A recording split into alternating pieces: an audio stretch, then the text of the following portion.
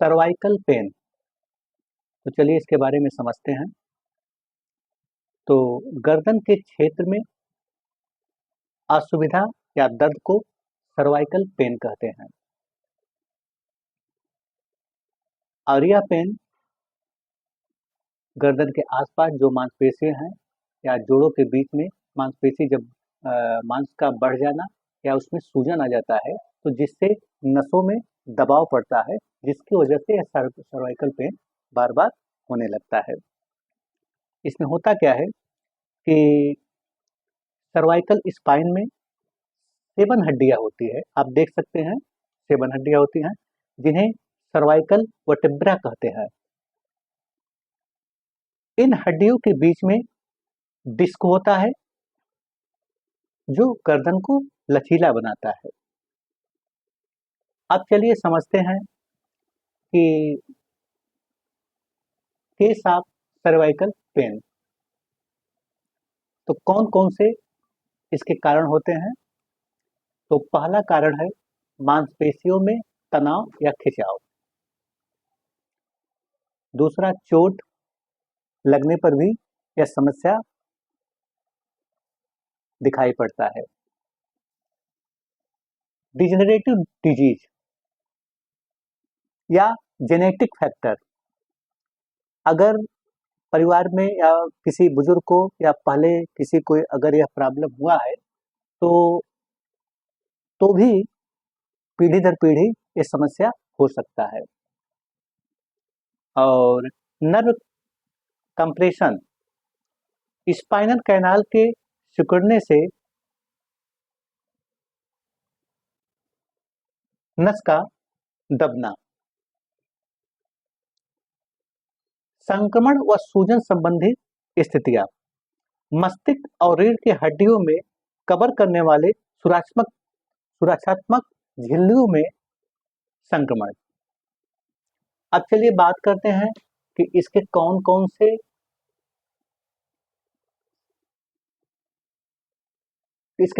से सिम्टम है। तो सिम्टम ऑफ सर्वाइकल पेन। तो पहला, गर्दन में दर्द रहता है। दूसरा, अकड़न, गर्दन के आसपास के जितने मांसपेशी हैं उसमें अकड़न व ऐंठन होने लगता है। सिर दर्द, तो यह सिर दर्द इस प्रकार से होता है कि यह दर्द गर्दन से शुरू होकर सिर के पीछे और कनपट्टी तक फैलता है। कंधे और बाह में दर्द होता है और यह दर्द करीब करीब ऐसा होने लगता है कि दर्द की दवा लेने पर भी थोड़ी देर तक या लंबे समय तक फटन बराबर बना ही रहता है। झुनझुनी, हाथ व पैर में झुंझुनाहट लगातार बनना, यह भी एक समस्या है।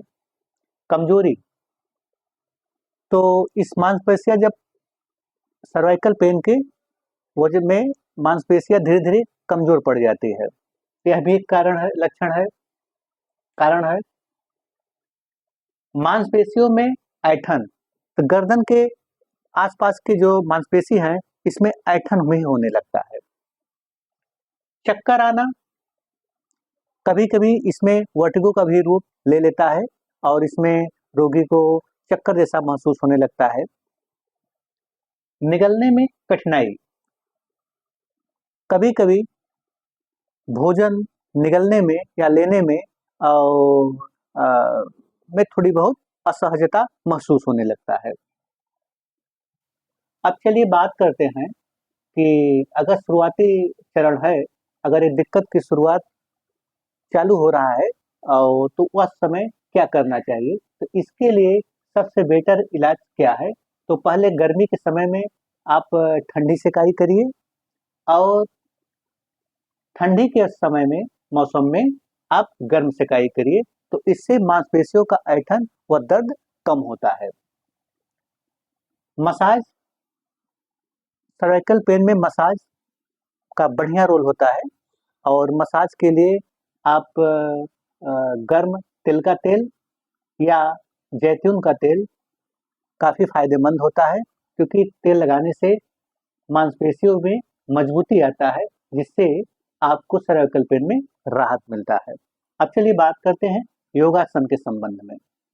तो इसमें भुजंगासन, बालासन, मर्जरी आसन, ध्यान और सुबह का टहलना बेहद इम्पोर्टेंट होता है, तो इसे ज़रूर करना चाहिए। और गर्दन संबंधित एक्सरसाइज भी करना चाहिए और बहुत हार्ड एक्सरसाइज से बचना चाहिए। अब चलिए बात करते हैं निदान। तो हल्दी दूध और हल्दी की चाय, जब कभी पेन उठे तो गर्म दूध में थोड़ा सा हल्दी लेने पर इस पेन में या स्वेलिंग में राहत मिलता है। और दूसरा, अगर गर्म चाय में थोड़ा सा हल्दी और दालचीनी की लकड़ी मिलाकर उबाल ले और उसे भी लेने पर इसमें राहत मिलता है। अब चलिए बात करते हैं कि कौन सा अश्वचूर्ण लेने पर इसमें रिस्पांस अच्छा मिलता है। तो आयुर्वेदिक में अश्वगंधा चूर्ण और त्रिफला चूर्ण, ये दोनों फायदेमंद है। आप सुबह के वक्त त्रिफला चूर्ण ले सकते हैं और शाम के वक्त अश्वगंधा चूर्ण भी ले सकते हैं।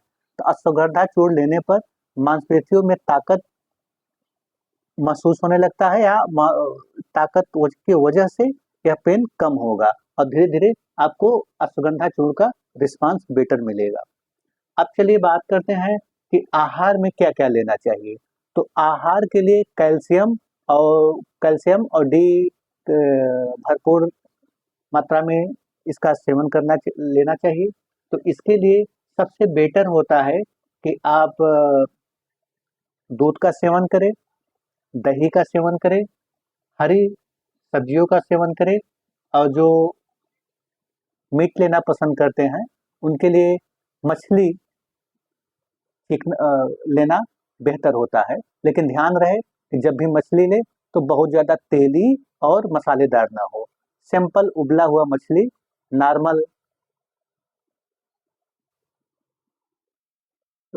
रूप में फ्राई कर ले तो वह बेटर होता है।